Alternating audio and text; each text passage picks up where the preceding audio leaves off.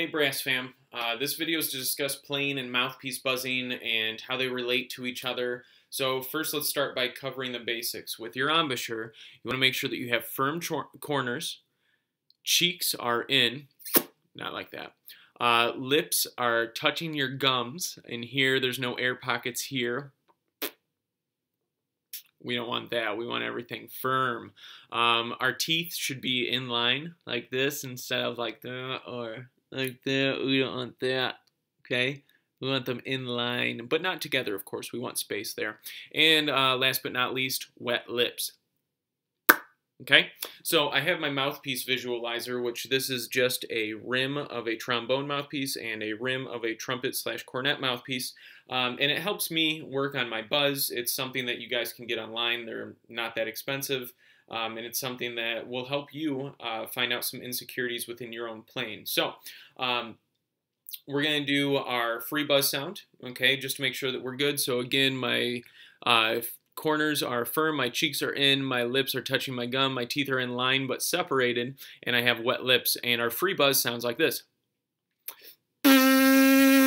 Okay, now we put that with our mouthpiece visualizer just to give us a little bit of a heads up as to what it is. Notice that the space in between my lips is right in the middle of my mouthpiece visualizer, okay?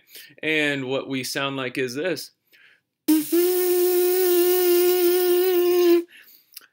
Love this tool. Same thing with my trombone, but I personally go with a little bit more upper lip than my lower lip, so we get. All right, so anyways, we're going to go ahead and we're going to move to our mouthpiece. I have my trombone mouthpiece here, and I have my trumpet mouthpiece, well, my cornet mouthpiece. So my lips are wet, my corners are in, my cheeks are in, my lips are touching my gums, my teeth are in line but separated so air can get through, and of course I have wet lips. So we're going to go through the different buzzes. I'm going to switch around which mouthpiece I use. So just a reminder, we always go through this in our 5th and 6th grade classes, 7th through 12th grade. You guys don't really get to see me do this because we don't have that one-on-one time. But every day in 5th and 6th grade instrumental class, we start with buzzing. So first one we want to do, regular buzz, just making a solid buzz sound.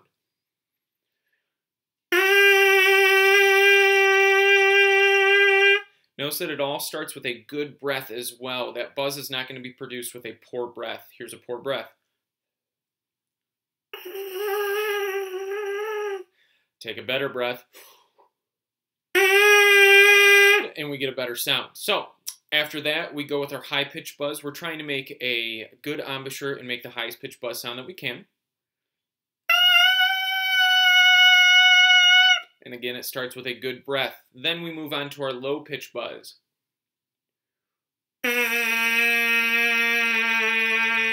What are the two main differences between my high-pitch buzz and my low-pitch buzz? Number one, my corners are still firm, but they're a little bit more forward, loosening the center tension of my lips. The second thing is I drop my jaw just a tiny bit to make sure that there's more space, creating a looser center of the embouchure to give a lower vibration rate. So then we're going to go high to low. And I'll do it up close so you guys can see the difference, okay? And we'll go that side. There we go.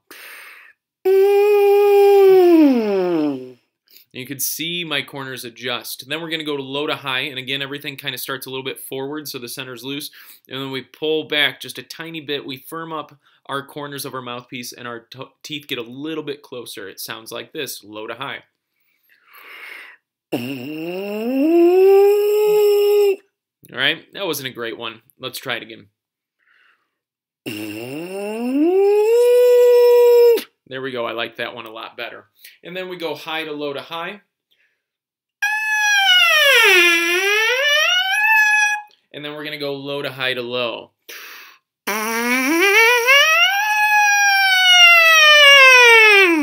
All right. Then the last thing we want to do is a big fat siren. I'm going to start off low. I'm going to shoot up super high, and I'm going to take my time coming down, kind of like this. It's one of my favorite.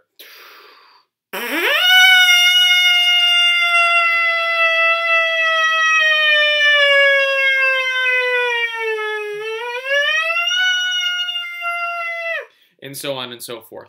All right, so how does the buzzing relate to our instruments and how we play them? That's a really good question. So first of all, the more flexibility you have on your mouthpiece, the more flexibility you have on your instrument. A lot of you ask me how to build range. Well, this is one of the first things that I would go to. I would start to flex or work on the flexibility of my buzz. The higher I can buzz with my mouthpiece, the higher I can play on my instrument. It goes hand in hand. Second of all, the mouthpiece tells you all the truth there is to you about a player. Want a good dose of reality of brass playing? Get out your mouthpiece and do some buzzing, okay? So, let me grab my cornet. There we go, got it. So, first of all, I'm going to find my starting pitch. I'm going to do hot cross buns for the record. Da, da, da, da, da. Okay, now I'm going to buzz that pitch, and I'm going to buzz hot cross buns.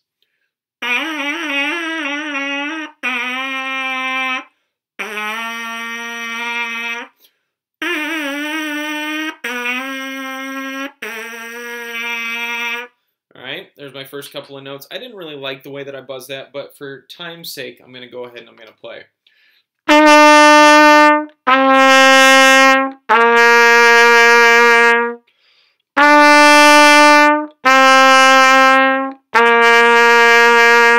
All right, same thing on my trombone. So now I'm just going to jump in and play on my trombone, and I'm going to do that to show you guys that it's going to be a little bit fuzzy. I'm making an adjustment from my cornet mouthpiece to my trombone mouthpiece. So let's see how this goes.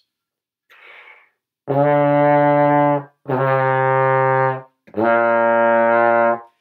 I don't know how well it shows up on the video that I'm making, but to me the attack sounded really kind of off. It almost sounded like I was scooping the notes. I actually felt that a little bit earlier on my cornet as well. So we're going to find the starting pitch. And I'm going to buzz it. I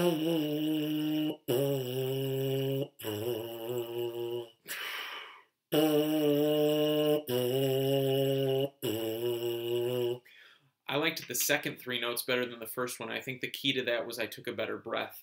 So now, da, da, da.